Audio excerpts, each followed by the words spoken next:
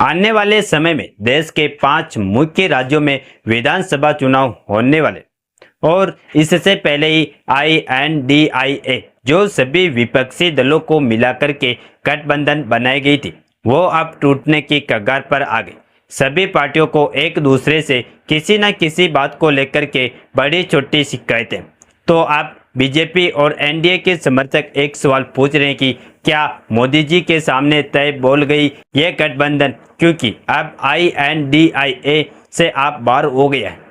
तो लोकसभा चुनाव 2024 में बीजेपी को सत्ता से दूर रखने के लिए बनाई गई विपक्षी INDIA गठबंधन में अब दरारें साफ देखने लगी। आप इस गठबंधन से पूरी तरीके से दूरी बना ली। पहले चुनाव के बाद आपने गठबंधन से अलग होने के संकेत दिए थे, लेकिन अब संसद के मानसून सत्र से पहले उसने साफ कर दिया कि वह अब इस गठबंधन के साथ नहीं है, इस गठबंधन का हिस्सा नहीं। आपके सांसद संजय सिंह ने मीडिया से बातचीत करते हुए कहा कि पार्टी और अरविंद केजरीवाल पहले ही साफ कर चुके हैं कि वह INDIA से बाहर हो चुके। उन्होंने यह भी कहा कि अब आप इस गठबंधन का या फिर किसी भी बैठक का कोई भी हिस्सा नहीं है। हालांकि उन्होंने यह भी जोड़ा कि उनकी पार्टी TMC और DMK जैसे दलों के साथ संसद में जरूर मुद्दों पर तालमेल बनाए रखेगी। संजय सिंह ने कहा कि INDI गठबंधन सिर्फ लोकसभा चुनाव के लिए बनाया गया है। चुनाव के बाद आपने हरियाणा और दिल्ली के विधानसभा सीटों पर, साथ ही पंजाब और गुजरात में हुए उपचुनाव में अकेले चुनाव लड़ा था। इससे यह साफ था कि पार्टी अब गठबंधन से अलग अपनी राजनीति की राह पर चल पड़ी है। हालांकि आपने इस गठबंधन से दूरी बनाई, लेकिन वह केंद्र सरकार की नीतियों का विरोध करती है। संसद में आपके सांसद अक्सर सरकार की आलोचना करते नजर आए, खासकर संजय सिंह सरकार के खिलाफ मुखर आवाजों में से एक भी माने जाते। लेकिन अब दिक्कत यह है कि मानसून सत्र में आपकी और मौजूदगी की विपक्ष की साझा रणनीति को कमजोर कर सकती है। संसद में आपकी मौजूदगी भी कम नहीं है। पार्टी के पास राज्यसभा में 8 और लोकसभा में 3 सांसद हैं। ऐसे में उनका बाहर होना विपक्ष के लिए एक राजनीतिक नुकसान माना जा रहा है। विपक्षी दल इस सत्र में केंद्र सरकार को कई अहम मुद्दों पर घेरने की तैयारी कर रही है, जैसे बिहार में मतदान सूची का विशेष संशोधन, ऑपरेशन सिंदूर और अमेरिकी राष्ट्रपति डोनाल्ड ट्रंप के हालिया बयान।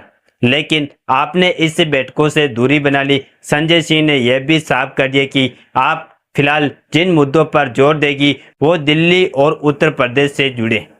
दिल्ली में यूपी बिहार से आए लोगों के घरों और दुकानों पर चलाए जा रहे बुलडोजर अभियान, जो वह बड़ा मुद्दा मानती है। इसके अलावा यूपी में सरकारी स्कूलों के बंद होने का मुद्दा भी वो संसद में उठाएगी। आप और कांग्रेस के बीच लंबे समय से मतभेद चले आ रहे। दिल्ली, पंजाब, हरियाणा, गुजरात और गोवा जैसे राज्यों में दोनों पार्टियों के बीच सीधी टक्कर रही थी। यही वजह है कि इन दोनों दलों के रिश्ते कभी सहजे नहीं रहे। हालांकि आम आदमी पार्टी का सपा, TMC और DMK जैसे दलों से तालमेल ठीक रहा। INDIA गठबंधन के भीतर पहले से भी सभी दल अपने अपने राज्यों और हितों के हिसाब से अलग अलग राह पर चल रहे थे। उदाहरण के तौर पर महाराष्ट्र में भी कांग्रेस और उद्धव ठाकरे की शिवसेना के बीच हाल ही में मतभेद देखने को मिले थे।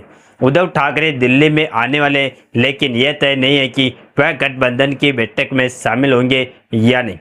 इन सब बातों में से यह बात साफ हो रहा है कि विपक्ष की एकता अब बिखरने लगी।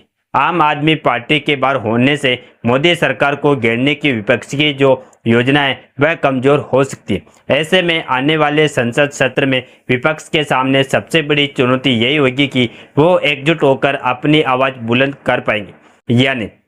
लेकिन इस पूरे मामले पर आपकी क्या राय, अपनी राय कमेंट में जरूर बताइएगा। इस वीडियो में फिलहाल के लिए इतना ही। बाकी की अपडेट्स के लिए जुड़े रहे KSR News 24 के साथ।